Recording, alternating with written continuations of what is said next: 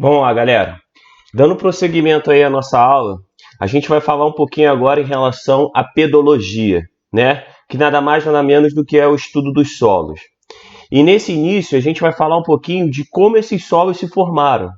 Mas você precisa saber que os fatores determinantes para a formação dos solos é que eles dependem do clima, dos organismos que atuam sobre ele, da rocha, do tipo de rocha, do relevo que está ali atuando sobre aquele solo e principalmente na idade geológica desse solo.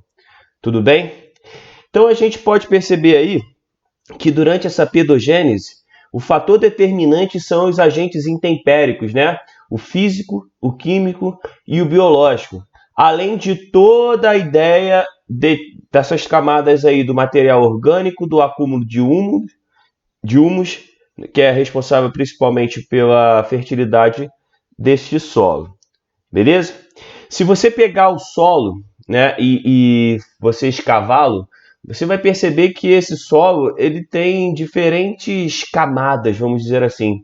Que nem a pele, né? Você tem a hipoderme, a epiderme e outras camadas da pele. O solo também tem as suas peles, né? Vamos dizer assim. Essas peles a gente chama de horizontes.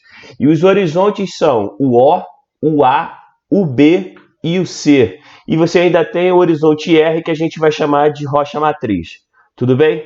Acompanhando aí no slide, você pode perceber que esse horizonte O, ele tem a camada mais superficial, né? É a camada de matéria orgânica.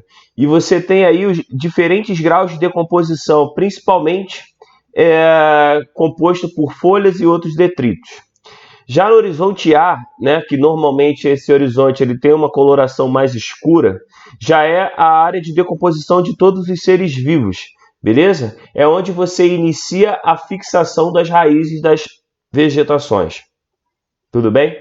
Nesse horizonte B aí, você pode perceber que quase não teve ainda a ação humana, beleza? Ele é composto principalmente de minerais, ok? E a coloração ela vai ser definida de acordo com a variação dos minerais encontrados na rocha mãe. Show de bola? E no horizonte C a gente vai chamar aí de regolito. Esse regolito também ele é oriundo da rocha matriz, é um material ainda não consolidado e ele vai ter aí uma baixa porosidade, então vai ser muito difícil a água, por exemplo, infiltrar nesse horizonte aí. Ok? Então vamos lá. A gente vai classificar os solos agora de acordo com a sua origem, beleza? Esse solo ele pode ser tanto eluvial quanto aluvial. Eu vou começar primeiro pelo eluvial. Um solo eluvial, que também pode ser chamado de um solo zonal, ele se forma a partir principalmente dos agentes intempéricos na própria rocha, né? Na rocha matriz, na rocha local. A gente chama também isso de sedimentos in situ, beleza? Os fatores determinantes que atuam neste solo é principalmente o clima, e estes solos normalmente são solos com boa, vamos dizer assim, fertilidade. Eles já são solos maduros e todos os horizontes, principalmente o O, o A, o B e o C, né, eles já estão bem definidos. Já no solo aluvial, que também pode ser chamado de um solo azonal, ele se forma a partir de sedimentos vindos de outras áreas, beleza? Normalmente esse transporte vai ser por meio de erosão, né, eólica ou erosão fluvial, beleza? Esse tipo de solo normalmente ele não é bem desenvolvido, as camadas, os horizontes deles ainda não estão bem definidos. Normalmente você tem aí o horizonte O e A, e depois você vai direto para o regolito. O horizonte B dele não é bem definido.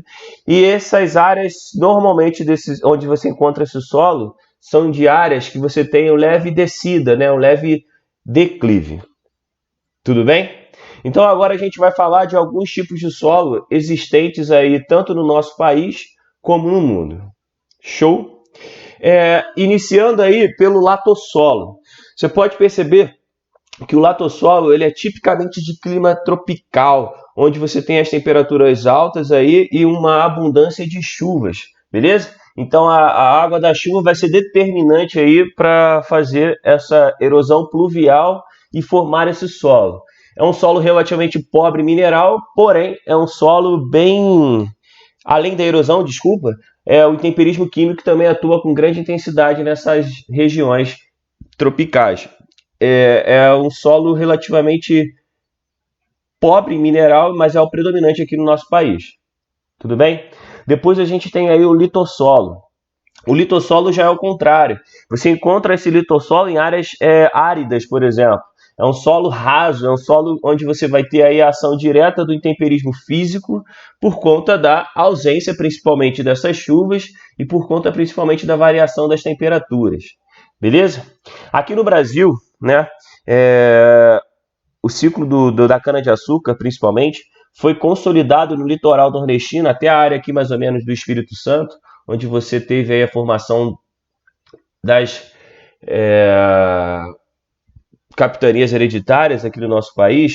Esse solo que de boa fertilidade, que é composto praticamente de calcário e gneiss, encontrado no litoral nordestino, é chamado de solo de Massapê, ok? Vamos agora para o solo mais fértil do nosso país.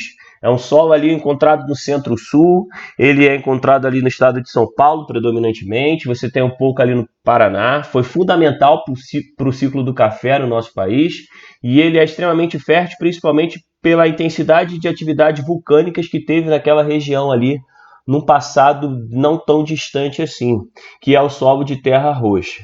Beleza? Então esses derrames basálticos foram fundamentais para a formação desse solo. Beleza? Outra questão agora são os solos do centro-oeste, né? O solo laterítico, que também pode ser chamado de canga, nas áreas ali das chapadas do Planalto Central. Ele apresenta minerais insolúveis, a maior quantidade principalmente de óxido de ferro e alumínio, né? E eles acabam formando essa crosta ferruginosa e impedem um pouco da infiltração dessa água em horizontes mais profundos. Inclusive, a gente vai falar um pouquinho mais à frente, isso tem o nome de um problema que a gente chama de laterização. E esse solo acaba não sendo muito fértil. Para corrigir esse solo, a gente coloca cal, né? E a gente coloca o nome desse sistema de correção do pH do solo de calagem. Tudo bem? Agora a gente vai falar um pouquinho dos exemplos desses solos aí espalhados pelo mundo. Iniciamos aí pelo solo considerado o mais fértil do mundo. É um solo muito interessante, por quê? Porque ele se forma de acordo com a estação do ano. Professor Pedro, como assim se forma de acordo com a estação do ano? Ele vai se formar pela decomposição das gramíneas nas áreas ali de zonas temperadas, principalmente na Ucrânia, ali na área da Europa, nas planícies centrais estadunidenses, um pouco lá no sul do Canadá. Você tem aqui, né, na América do Sul, nos pampas argentinos, essas gramíneas que vão ficar durante um bom tempo recobertas de neve, e que essa neve, ao longo das estações, elas vão começar a decompor essa matéria, né, essa grama que está abaixo dela, e eles vão fertilizar essa área do solo de uma forma extremamente natural, beleza? Lá na China, uma área também próxima ali da Europa, você tem o solo de Loess, que é um solo extremamente interessante, que ele vai trazer os sedimentos principalmente por conta da erosão eólica, né, que é a erosão dos ventos. É um solo bem argiloso, né, você também encontra uma grande quantidade de calcário nessa região. E lá na China, por exemplo, esse solo se forma próximo das planícies, dos rios, né? E esses minerais vêm da área da Cordilheira do Himalaia. Show? Agora a gente vai falar um pouquinho aí desse solo que é o solo de permafrost. É um solo bem interessante, por quê? Porque ele se encontra em áreas de altas latitudes, ou seja, próximo lá das regiões polares. Esse perma, ele significa permanente, e frost, congelado. São solos extremamente ácidos, principalmente por conta da decomposição das folhas, né, dos pinheiros, da própria floresta boreal, mas que ficam constantemente congelados. Falou? Ah, outra curiosidade, por conta desse problema que a gente está passando no mundo do aquecimento global, o derretimento desse solo pode também auxiliar no aumento do nível dos oceanos. Beleza? Vamos que vamos. Vamos lá, galera. Vamos dar continuidade aí agora falando rapidinho alguns problemas que os solos passam, beleza? Então, de cara eu vou falar sobre o desmatamento, muito comum aqui no nosso estado, né, na nossa região, em todo o litoral brasileiro principalmente, por conta principalmente da urbanização e dos ciclos econômicos que aqui foram instalados. O que acontece? Quando você retira a cobertura vegetal de qualquer área, você automaticamente está acelerando o processo do efeito splash, né? Porque a copa das árvores, que era aquela que diminuía a velocidade cinética da força da água da chuva, ela já não está mais ali. E além disso, por exemplo, em áreas de morro, né, quando você tem aí uma vegetação que as suas raízes estão fixando e estão absorvendo um pouco dessa água que está se acumulando no solo, quando você desmata, acabou, né? Então a porosidade ela vai ser muito maior. Vai ter uma hora que o que vai acontecer? Esse solo vai ficar saturado de água, o escoamento superficial dessa água vai ser absurdo e infelizmente é muito comum a gente estar ouvindo aqui, né, de vez em quando em São Paulo, Rio de Janeiro, Bahia, Minas Gerais, catástrofes envolvendo o deslizamento das encostas, né, de áreas de morro. Beleza? Depois, a gente precisa entender o que é lixiviação. Lixiviação normalmente ela acontece em áreas onde chove muito, né? Todo material leve, particulado, ele vai ser levado para as camadas, para os horizontes mais profundos do solo, né? E dificulta com que esse solo se reestruture e aí esse solo ele acaba ficando pobre. Isso é muito comum, por exemplo, lá na floresta amazônica, né? Mesmo você tendo árvores com altitudes aí superiores a 40, 50 metros de altura, aquele solo de lá é extremamente pobre, principalmente pelo problema dessa lixiviação, dessa varredura dos minerais para as camadas mais profundas, para os horizontes mais profundos do solo. Tudo bem? Depois, só para complementar aí, tem a ideia do assoreamento, né? Que é em relação à erosão fluvial. O que acontece? A erosão fluvial e antrópica também, né? Porque se você desmata a mata ciliar ou se você joga resíduos sólidos no leito principal do rio, esse leito ele vai ficar extremamente saturado e aquela margem que antes tinha uma proteção com as matas ciliares, elas vão o quê?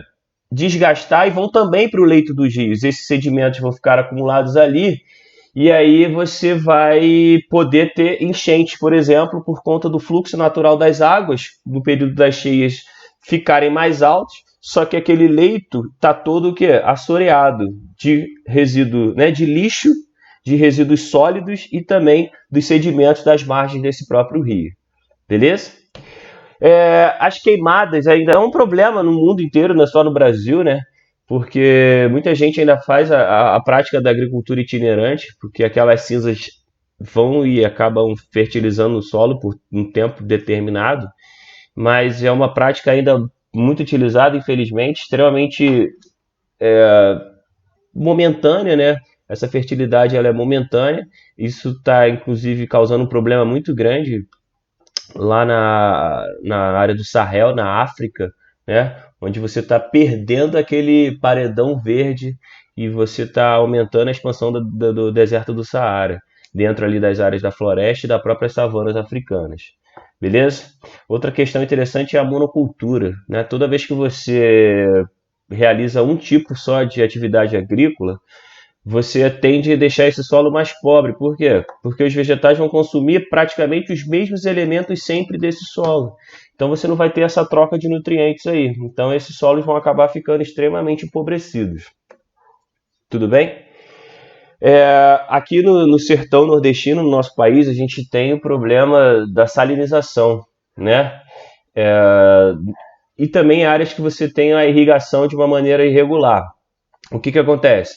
Áreas que são bem quentes, temperaturas bem altas, e aí você, em alguns rios que são rios temporários, essa água vai ficar ali de uma forma bem temporária, porque ela vai evaporar, né? E o que vai acontecer?